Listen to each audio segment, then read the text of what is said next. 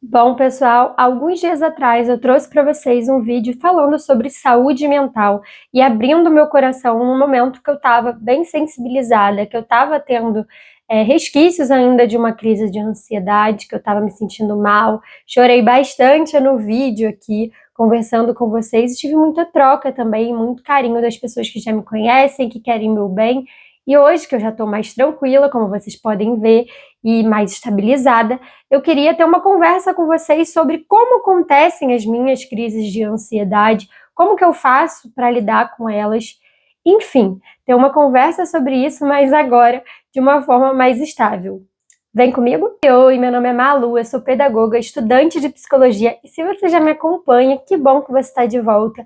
E caso você ainda não me conheça, aqui no canal a gente aborda temas como inteligência emocional, autoconhecimento e também sobre educação. Já chega deixando seu like, porque eu tenho pedido no final do vídeo e muita gente tem esquecido. Então não esquece de deixar o seu like, compartilhar, se inscrever para você não perder nenhum vídeo do canal.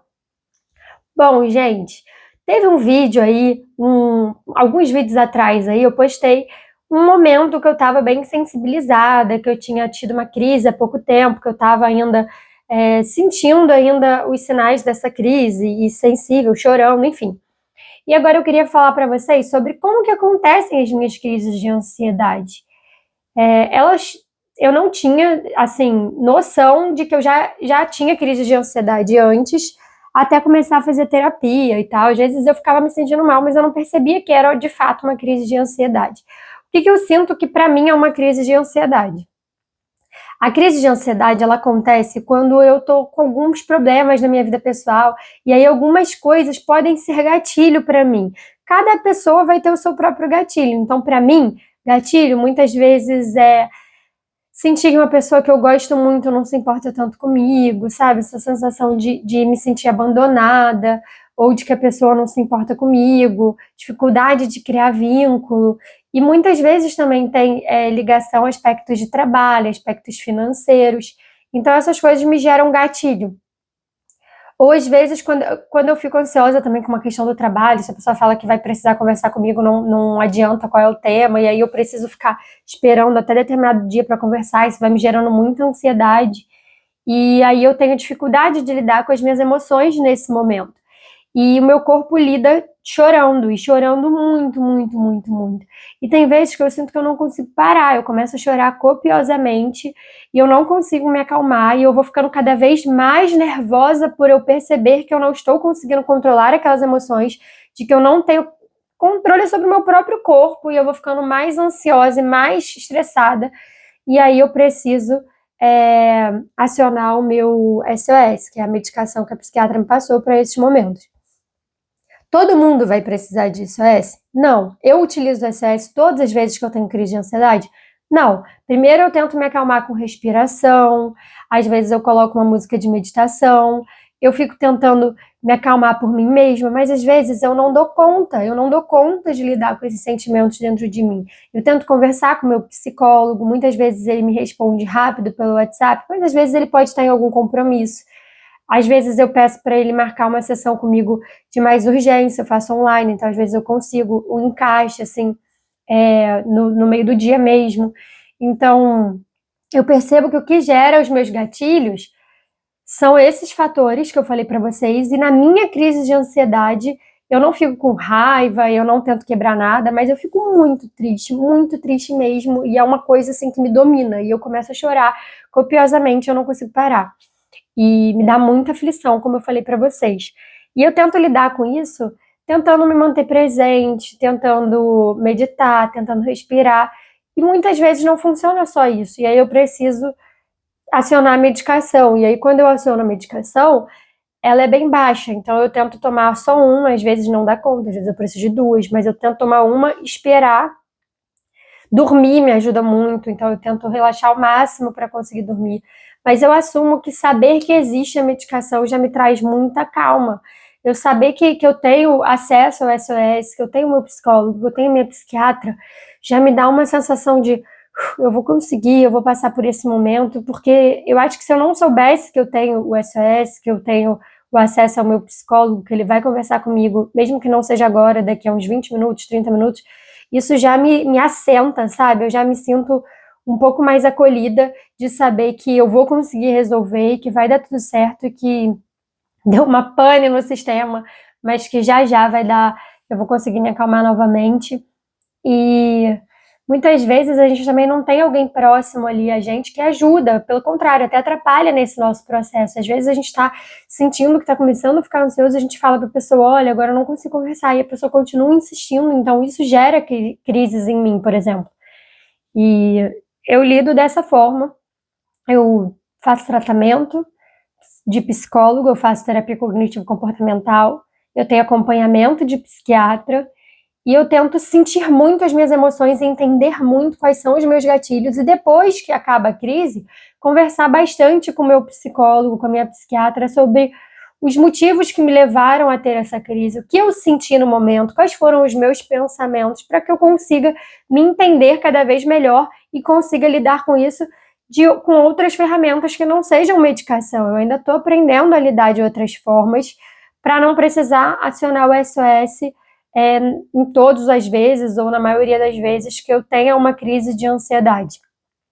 E vale lembrar também que crise de ansiedade é diferente de ataque de pânico. O ataque de pânico, você sente que você vai morrer. Você sente que tem risco de morte. Então, eu já tive uma vez só ataque de pânico e eu senti que eu estava tendo um infarto. Eu senti dor no peito, eu senti minha mão ficar formigando, eu senti falta de ar, eu comecei a suar frio, minha mãe estava em casa, minha mãe viu que eu fiquei pálida, que eu comecei a, de fato, quase desmaiar, e eu achei, de fato, que eu estava tendo um infarto, a gente foi parar no hospital. Então isso é uma coisa e crise de ansiedade é outra coisa. Eu sou uma pessoa que eu tento muito prever o meu futuro, eu fico muito ansiosa com coisas que não aconteceram ainda, então se eu estiver esperando resposta de alguma coisa, eu fico muito ansiosa, eu fico muito nervosa e eu sempre fico imaginando os piores dos cenários, então eu preciso muito, eu exercito muito esse estar presente e não ficar antecipando as coisas e pensar nas coisas ruins é bom para você também já estar um pouco preparado, mas pensar também nas coisas boas que podem acontecer, sabe? Geralmente as piores coisas que eu penso não são as coisas que acontecem. Então, acho que é um pouco por aí.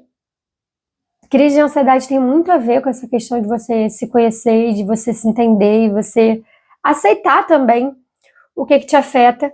Isso é até uma coisa engraçada, porque eu sinto que eu comecei a ter crises de ansiedade mais recorrentes quando eu comecei a me permitir sentir as coisas. Então, de certa forma, eu sinto que isso é importante, porque antes eu estava engolindo, né, esses sentimentos, engolindo essas coisas que me feriam, e eu ficava me forçando de tipo, tá tudo bem, tá tudo bem, tá tudo bem.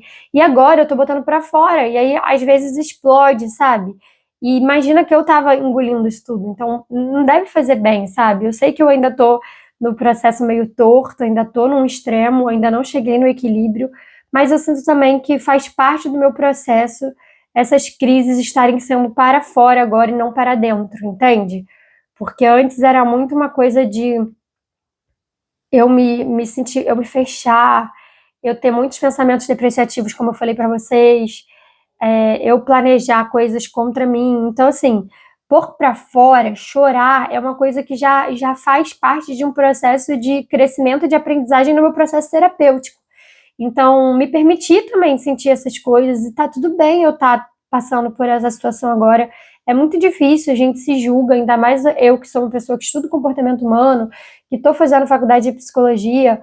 É frustrante você perceber que você não consegue controlar alguns sentimentos seus. Isso tem muito a ver também com a educação que a gente tem desde criança, com a forma que a gente aprendeu a lidar com as emoções quando a gente ainda estava pequenininho, as formas que a gente criou os nossos vínculos lá atrás. Mas, enfim, o que eu tenho é o agora. E o agora eu tô aprendendo ainda a lidar com as minhas emoções. Eu sou adulta. Eu vou fazer 32 anos agora em abril e tá tudo bem. Eu tô aprendendo a lidar com essas emoções e eu tô falando esse tá tudo bem não é pra vocês, é pra mim mesma. E as minhas crises de ansiedade funcionam dessa forma. Como que funciona aí pra vocês? Alguém aí já teve crise de ansiedade? Tem crise de ansiedade? Conhece alguém que tem? Que queira trocar aqui com a gente? Que queira falar como se sente? Que queira falar como faz pra se sentir melhor? E dizer também como está sendo esse processo aí de vocês de autoconhecimento e de lidar com as emoções, se vocês ainda estão colocando elas muito para dentro ou se vocês já conseguem colocá-las para fora. Me conta que eu vou adorar saber e trocar com vocês.